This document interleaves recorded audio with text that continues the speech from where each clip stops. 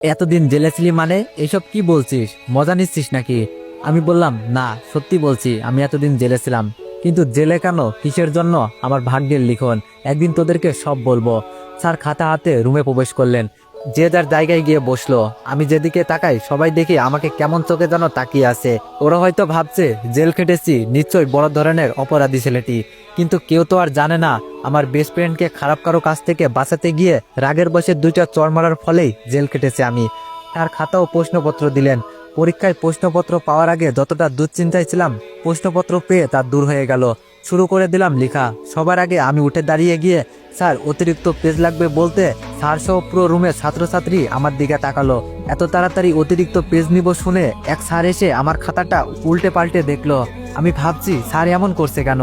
পুরো খাতা দেখলেন, পরে আমাকে খাতা দিলেন। এই অতিরিক্ত পেজ নেওয়ার পর থেকে আমার যত সমস্যার সৃষ্টি হয়ে গেল। স্যার তো নকল করছি ভেবে পাশে এসে পুরো 5 মিনিট দাঁড়িয়ে থেকে লেখা দেখলেন, আবার হঠাৎ ঘাড়ে হাত রাখলেন। আমি তো ভয় পেয়ে গিয়ে স্যারের দিকে তাকাতেই উনি বললেন, গুড, ক্যারি অন। স্যার চলে গেলেন। তারপরই পরপরই 3বার পেছন থেকে কেউ কলমের নিব দিয়ে পিঠে খোঁচা মারলো। আমি হালকা ঘাড় ঘুরিয়ে তাকাতেই মিতু বলল, 2-এর ক নম্বর প্রশ্নের উত্তরটা কি হবে এতিমের বাচ্চা? ঘাড় ঘুরিয়ে নিয়ে আবার লিখতে শুরু করলাম। একটু পর ও আবার আমাকে খোঁচা মারলো। 5-এর ক্ষয়ের উত্তরটা কি হবে বলা যাবে এতিমের বাচ্চা? এভাবে প্রায় প্রতিটা পরীক্ষায় মিতু আমাকে ডিস্টার্ব করতো। আমি শুধু একটা কথাই ও উত্তর দিতাম, এতিমের বাচ্চা। শেষ পরীক্ষার দিনে সব বন্ধুরা এসে বলল, চল সবাই আজকে পরীক্ষা শেষে ঘুরতে যাব। আমি কিভাবে ওদেরকে বলবো আমার কাছে ঘুরতে যাওয়ার মতো টাকা নেই? মিতুর ভাই আমাকে যেই টাকা দিয়েছে তা আমার ভাগ্য লিখতে, বন্ধু বান্ধবের সাথে ঘুরে আড্ডা মস্তি করতে নয়। ওরা কথাগুলো বলে যে যার জায়গায় গিয়ে বসলো। আমি পকেটে হাত দিয়ে দেখলাম মাত্র 20 টাকা রয়েছে। 20 টাকা গাড়ি ভাড়া দিয়ে 10 টাকা গাড়ি ভাড়া রাস্তা হেঁটে বাড়ি যাব বলে 20 টাকা নিয়ে এসেছিলাম। পরীক্ষা শেষে সবাই এসে ধরলো, চল তোকেও যেতে হবে। আমি বললাম, না আমার কাজ আছে, তোরা যা। ওরা সবাই চলে গেল। আমারও ইচ্ছা হচ্ছিল ওদের সাথে যাই, কিন্তু সেটা তো আর আমার ভাগ্যে নেই।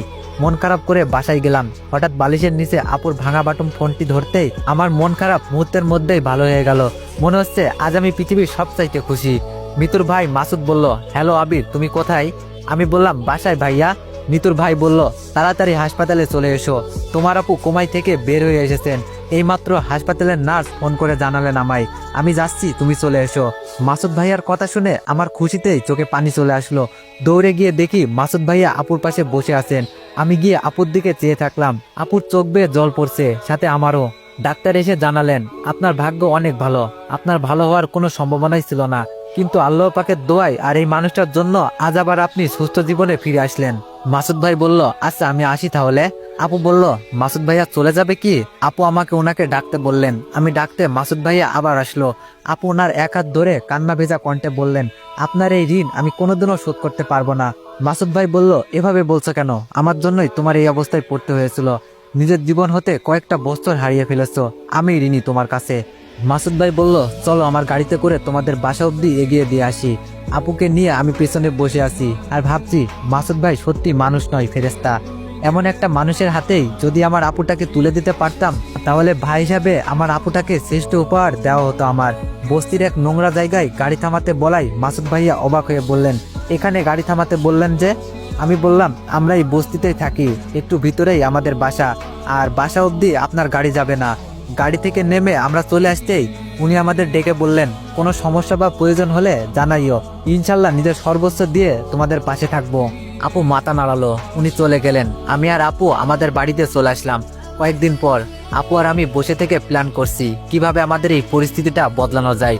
আপু বলল, আমরা আগে যেখানে থাকতাম ওখানে বাড়ি ভিটেটা বিক্রি করে দিই, যা হবে আর তোর কাছে যা আছে তা দিয়ে আমরা টাকাগুলো কাজে লাগিয়ে দিই ভাই। আমি বললাম, আপু ওই জমিটা বিক্রি করে সর্বোচ্চ 30,000 টাকা পাওয়া যাবে, এই দিয়ে কিভাবে কি করব আমরা? আপু বলল, ভাই আমরা ওই 30,000 টাকা আর তোর কাছে 50,000 দিয়ে আমরা একদিন ভাগ্যটা এমনভাবে লিখবো যা হয়তো কেউ কখনো স্বপ্নই ভাবতে পারবে না। আমি বললাম, কি করব আমরা? আপু বলল, দীর্ঘদিন আমার গার্মেন্টসে কাজ করার অভিজ্ঞতা আর আমার সাথে কাজ করা কিছু চেনা জানা মানুষ নিয়ে ছোট্ট একটা ওয়ার্কশপ নিয়ে আমরা আমাদের যাত্রাটা শুরু করব ভাই। আপু কি করতে চাইছে আমার মাথায় ঢুকলো না। আমি বললাম, আপু কিছু বুঝলাম না। আপু বলল, আমরা প্রথমে পুরনো কয়েকটি সেলাই মেশিন কিনবো, তারপর কিছু গার্মেন্টস কর্মীদের পার্ট টাইম এখানে কাজ করার জন্য সংগ্রহ করব। এরপর আমরা ছোটখাটো কাজ ধরবো এবং খুব সূক্ষ্মভাবে কাজ করব। আমি বললাম, আপু তাহলে মাসুদ ভাইয়াকে আমাদের জানানো উচিত, ওনার থেকে কিছু পরামর্শ নেওয়া উচিত। এমনিতে আপু আসার পর থেকে আমি যখন মাসুদ ভাইয়ের সাথে কথা বলতাম তখন আপু শুধু ওনার কথাই বলতো, উনি কেমন আছে জানতে চাইতো। আজ আবার ওনার কথা বলাতে আপু অনেক খুশি হয়ে গেল। আপু বলল, আচ্ছা তুই ফোন করে ওনাকে বল আমরা গিয়ে এক জায়গায় বসি। আমি ফোন দিলাম মাসুদ ভাইয়াকে, উনি আমাদের এক রেস্টুরেন্টে যাওয়ার কথা বললেন। আপু দেখছি সেই সাজুগুজু করেছে। আমার কিছুটা শখ হলো, আপু আগে থেকেই মাসুদ ভাইয়ের সাথে পরিচয় নেই তো, ওনাদের মাঝে কোনো সম্পর্ক আছে মনে করে আমার শখ হলো। আপুকে গিয়ে বললাম, আপু এত সাজুগুজু ব্যাপার কি? আপু বলল, ওনার সামনে আমরা যাব, একটু তো সাজুগুজু করতেই হবে। আমি বললাম, আপু উনি যদি তোমার প্রেমে পড়ে যায়? আপু বলল, চুপ, তুই অনেক দুষ্ট হয়ে গেছিস, চল এখন। আমি বললাম, আপু তোমাদের মাঝে গিয়ে আমি কি করব, তুই একাই যা। আপু বলল, দিব একটা চর, চল বলছি। আপু আমার হাত ধরে নিয়ে গেল। রেস্টুরেন্টে বসে আমি ওদের দুইজনের মাঝে বাধা হয়ে বসে থাকলাম। মাসুদ ভাইয়ার দৃষ্টি বলছে আমি যেন উঠে যাই, ওনার শুভ দৃষ্টিতে আমি যেন বাধা হয়ে আসি। আমি একটা বাহানা দিয়ে উঠে যেতে আপু আমার হাত চেপে ধরলো আর ছাড়লই না। মাসুদ ভাইয়ার সাথে সব কথা শেষ। উনি আমাদের পুরনো সেলাই মেশিন কিনে কাজটা তাড়াতাড়ি শুরু করতে বললেন। উনি হঠাৎ একটা কার্ড বের করে দিয়ে বললেন, মিতুর বিয়েতে তোমরা দুইজন অবশ্যই আসবা কিন্তু, এই নাও কার্ড। কার্ড খুলে দেখলাম মিতুর বিয়ে অপুর সাথে। আমি পুরোই শক খেয়ে গেলাম, এমন বাজে ছেলের সাথে মাসুদ ভাইয়া মিতুর বিয়ে কেন দিচ্ছে? আপু ছিল তাই মুখ ফুটে কিছু বলতে পারলাম না। বাসায় এসে কেমন যেন আমার মনটা ছটফট করছে। একসময় যখন এতিম বলে কেউ আমার সাথে মিশতো না, তখন মিতুই আমার সাথে মিশেছে, বন্ধুত্বের হাতটা বাড়িয়ে দিয়েছে। আর আজ মিতু তার জীবনটা একটা মানুষরূপী অমানুষের হাতে তুলে দিতে বসেছে। ওর বেস্ট ফ্রেন্ড হিসাবে আমার কি কিছুই করার নেই? অবশ্যই আছে, ওর চোখ থেকে অন্ধকারের পটিটা তুলে ফেলতে হবে। যে করি হোক এই বিয়েটা ভাঙতেই হবে। মাসুদ ভাইয়াকে ফোন দিলাম, উনি ফোন ধরলেন না। আমি ওনার থানায় গিয়ে সব বলে দিলাম এবং সত্যি কিনা তার প্রমাণ দিয়ে অপুর সাথে সম্পর্ক করা সব মেয়েদের সাথে ওনার কথা বলিয়ে দিলাম। বাসায় চলে আসছি আর ভাবছি, তুই আমার বেস্টু আর এমন লুচ্চারে বিয়া করবি? তা তো হবে না। দিছি ঠিক মতো বোম লাগাইয়া, এখন কেমন ফাটে তা দেখার বিষয়। বাসায় গেলাম একটু পর, আপু বলল তোর ফোন। আমি বললাম, কে আপু? আপু বলল, কি জানি একটা মেয়ে ফোন দিয়েছে, তোকে ছাড়া নাকি কারোর সাথে কথা বলবে না। ফোন ধরতেই এলো পাতারি গাল শুরু করে দিল, তোকে জেলের ভাত খাইয়েও কি শিক্ষা হয়নি? আবারও আমাদের পেছনে লেগেছি। তোর জন্য ভাইয়া অপুর সাথে আমার বিয়েটা ক্যান্সেল করেছে আর অপুকে জেলে পুরে দিবে বলেছে। অপু যদি কিছু হয়, আমি আস্তে করে ফোনটা কেটে দিয়ে বলছি, তাইরে নাইরে নাইরে। অমনি আপু আমার কানের উপরে চিমটা টেনে ধরে বলল, রেস্টুরেন্টে এমন কেন করছিলি আমার মিষ্টি ভাই? আমি বললাম, আপু আসতে লাগছে তো।